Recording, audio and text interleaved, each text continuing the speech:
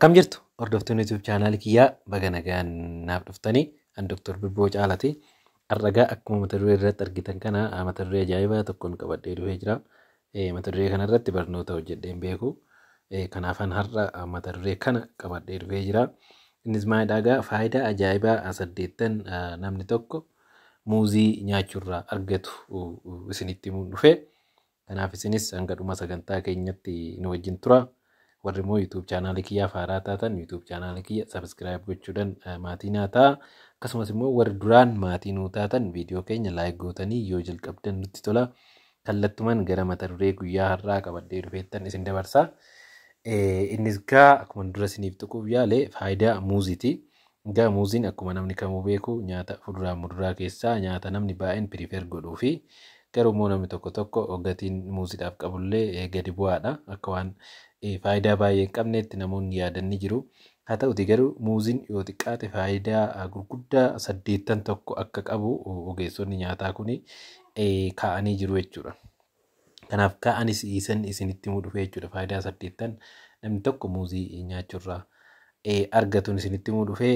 Innis kaamaanni faayidaa tokkoffaanii bullaa'insa nyaataa ariifachiisa. Muuziin baay'ee bullaa'insa nyaataa haala ajaa'ibaatiin ariifachiisa. Innis sababni isaas faayibarii waan jedhamu waan of keessaa qabuuf faayibarii sun immoo nyaanni namni nyaatumti biraatillee kan namni nyaatu sababa faayibarii sanii marrumaan keessa akka dafeetoo socho'eetoo daayijesti ta'uu kan immoo bullaa'u taasisaa jechuudha. Kanaaf faayidaa tokkoffaansaa bullaa'insa nyaataa ni ariifachiisa jechuudha. Inni kun gogiinsa garaatirree namootarraa dhowwuu danda'a jechuudha.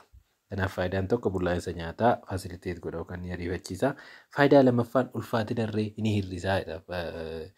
Qorannoon kun muuzii nyaachuun ulfaatina qaamaallee ulfaatina garmalee yookaan immoo obesiitii to some extent ni hir'isaa. Innis kunis karaa lamaan jedha. Karaa tokkoffaan muuziin akkuma dura isin jedhe faayibarii waan of keessaa qabuuf garaachi keenya dafee akka guutu nu taasisuudhaan moor nyaata baay'ee akka nyaanni gochuudhaan ulfaatina akka hir'isu godha.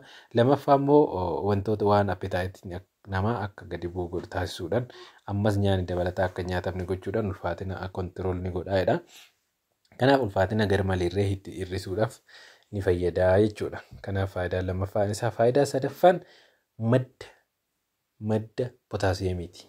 Madda ijoo albuuda potaasiyeemii jedhamuuti jechuudha. Albuudni potaasiyeemii immoo faayidaa hedduu fayyaa namaatiif qaba.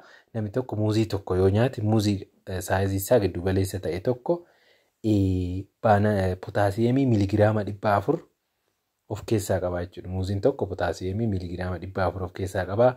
Potaasiyeemii miligiraama 400 jechuun immoo dhibbeentaa 12 namni tokko guyyaatti potaasiyeemii barbaaduti. Namni tokko dhibbeentaa inni barbaadu keessa muuzii tokko nyaate dhibbeentaa potaasiyeemii barbaadu keessaa dhibbeentaa 12 argate jechuudha. Muuzii lama nyaate dhibbeentaa 24 muuzii akkasumatti jechuudha.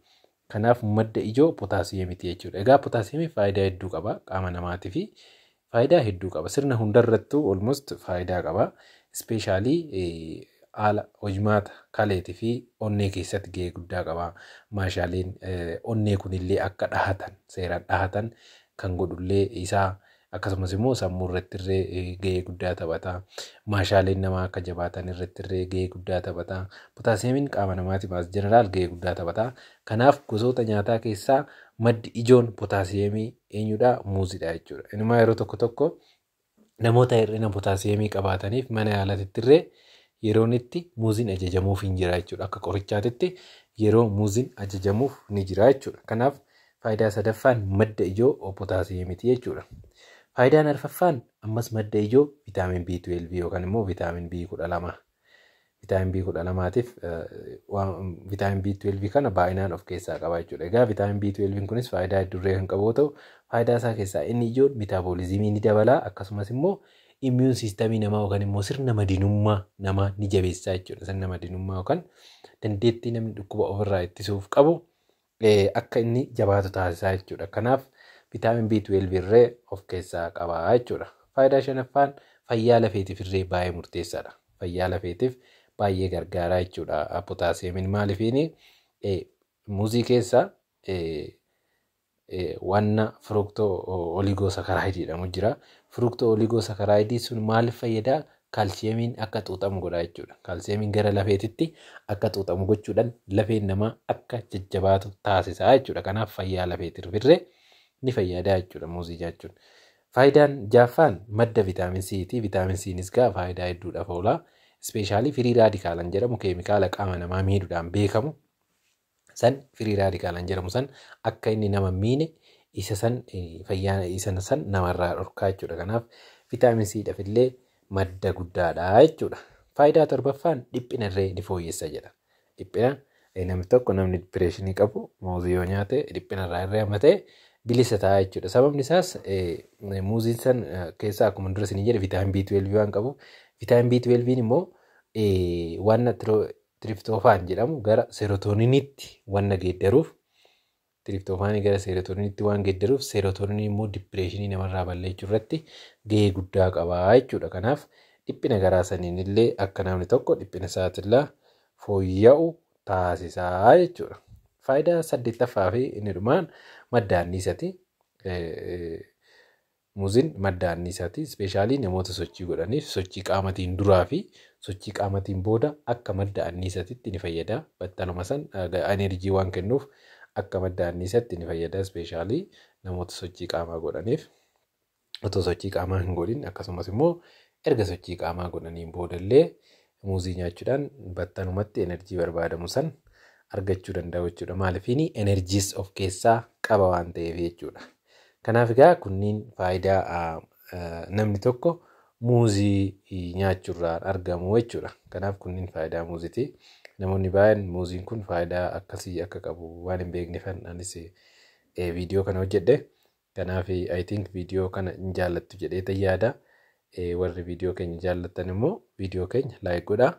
Gaafii biraa yoo qabaattan kommentii jalatti nu barreessaa. Yeroo biraa qabannee dhufneetoo isiniif viidiyoo irratti hojjenna.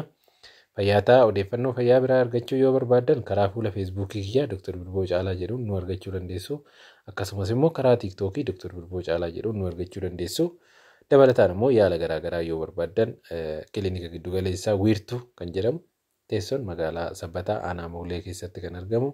Naannoo dhaaba taaksii duuban gara lixaatti argamna. Gamoo abbaa darbii 4 gubbaa irra jirra. Kanaaf achittis qaaman dhuftanii nu argachuu dandeessu.